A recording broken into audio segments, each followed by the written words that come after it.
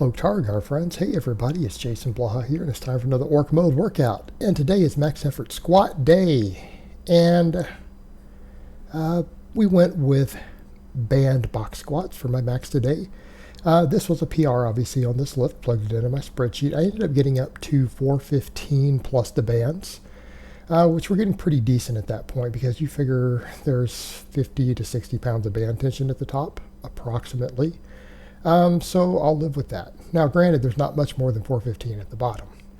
But coming off the bottom of the box, I'll take it. And I'll find out here soon where my actual normal box squat is, both with the safety bar and the straight bar with no accommodating resistance. It'll be in my rotation of max effort lifts. But for now, because I want to focus on doing lots of box squatting, sumo deadlift variations, all that stuff, and to get myself strong into this wider stance position, I'm going to stop with my normal back squats for just a short bit. And I'm not worried about losing strength on them per se because I'm changing my form completely, and my form on them is going to end up looking very much like it looks on these box squats. That very wide stance, more upright, high bar type torso position, all of that stuff. So eventually that's what I want to come over to.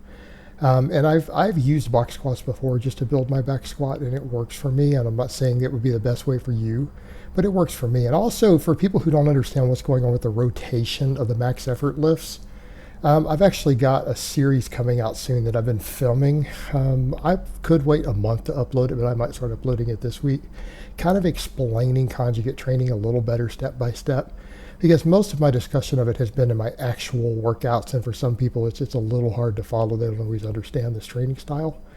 Because it is fairly complicated, and if you're just watching these individual videos, it's very, very hard to figure out. So this went pretty good today. This was a PR, and obviously the whole idea, every time we do these different variations, we want to hit PRs. And I actually estimate what I think my PRs are going to be based upon how close I am on the other lifts, right? Because I know what I've hit previously on some of these box squats and other things, and I know what I do with the bands, for example, or the chains, with the safety bar versus this bar. And a lot of times I'll do the safety bar the week before I do the straight bar variation of the box squat, right? And so I look at the gap in the difference and say, okay, I think I'm going to be about this much heavier based upon what my raw safety squat was versus my raw box squat with the straight bar. So I mean, I use stuff like that to kind of estimate, and so far it's been pretty close. Like this felt close to a max, and I'm like, but I think I've got one more because I calculated I should be able to do 10 more pounds.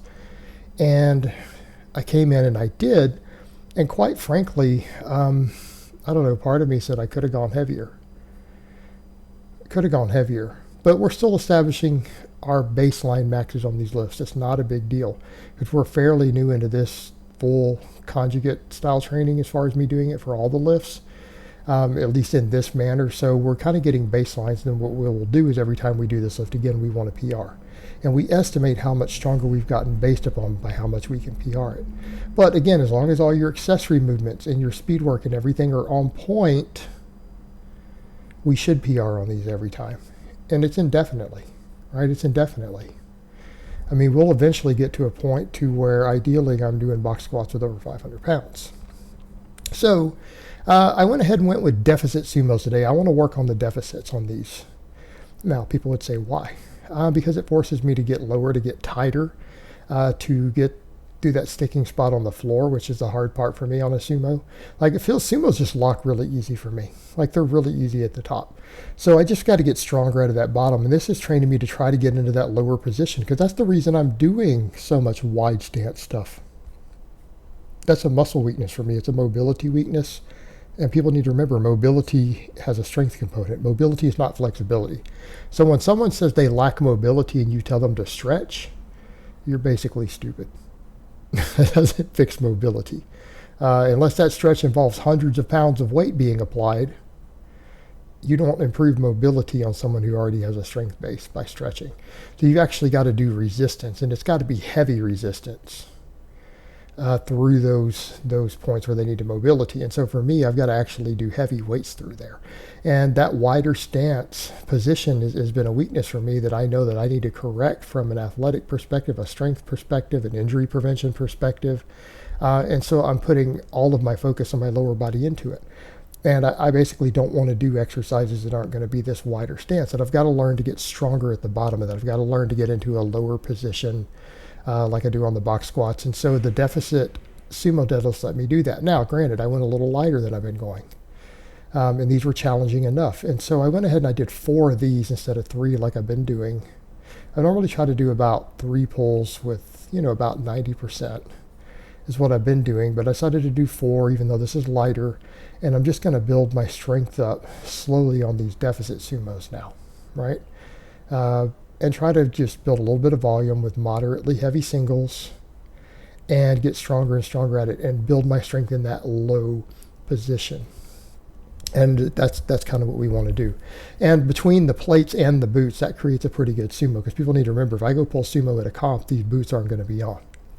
So we're going to lose that extra distance also. So for now, though, it's just about building that strength, and I need that difficulty out of the bottom, and that's what I'm trying to do with it. I need to get stronger out of the bottom on it. Then for these, for people who don't understand what I'm doing, this is almost a fluff and pump exercise.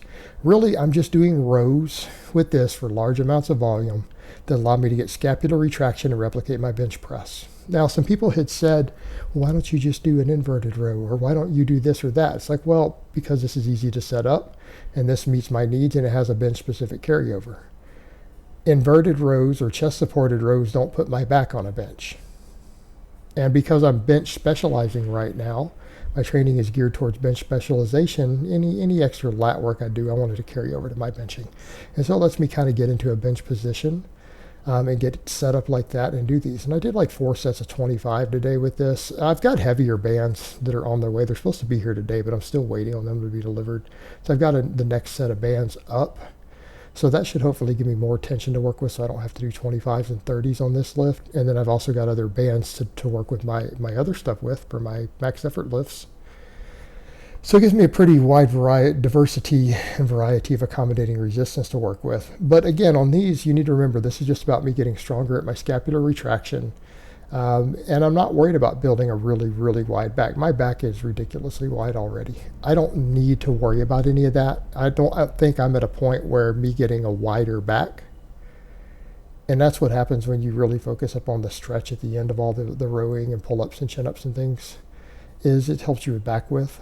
And my back is already pretty wide. I'm pretty strong at chin-ups and pull-ups. Like, a lot of people are shocked when they find out my body weight, what they see me do dead hang pull-ups and chin-ups and stuff with. I'm pretty decent at them.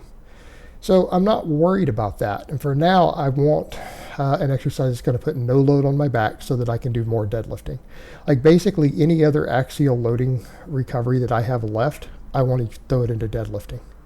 And so things like deficit deadlifts that let me get more volume in are very useful, and I'll keep building my my volume up on heavy singles with that, more volume on my dynamic effort work for deadlifts.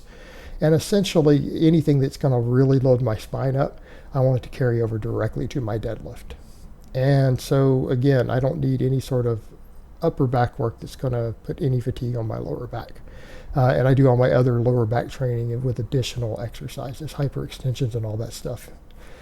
So this fits the bill really, really well. And it lets me focus on the scapular retraction, which is what I need for my bench press. It lets me focus on rear delts,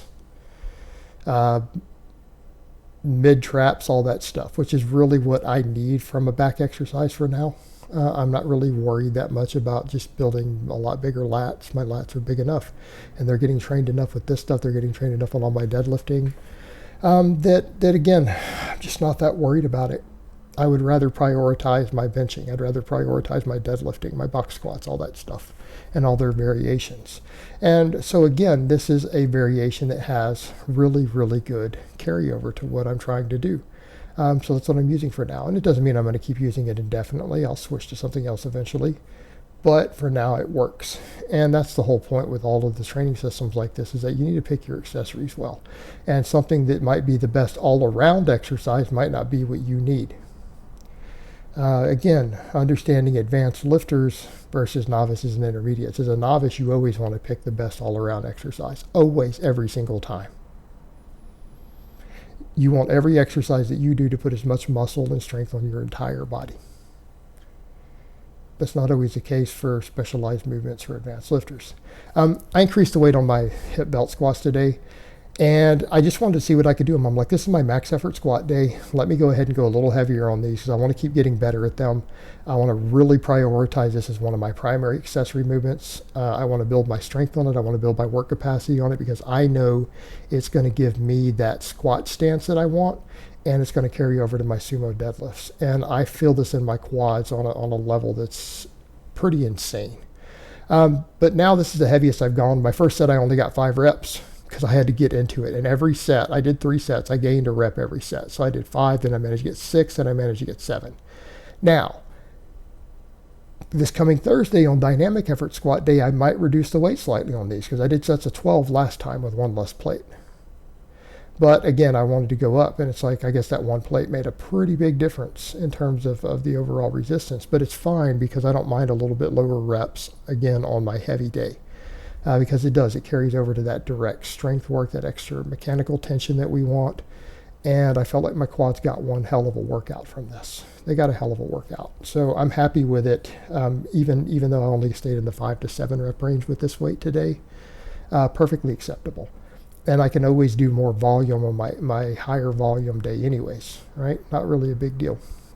This is my max effort day anyways, and so I can always go a little heavier on accessory movements if I feel like it.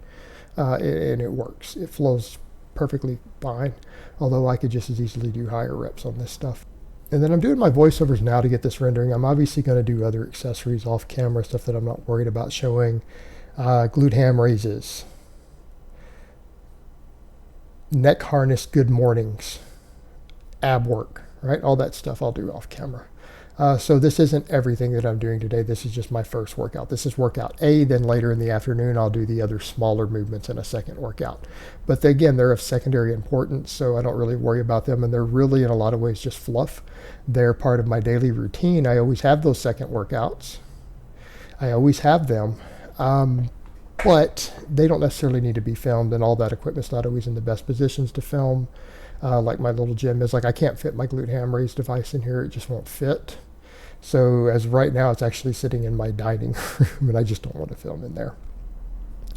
So this last set, I got 7. I was really happy with it, and I got that burn I want in my quads. So now I just need that extra hamstring work, that extra ab work, and I'll be good to go.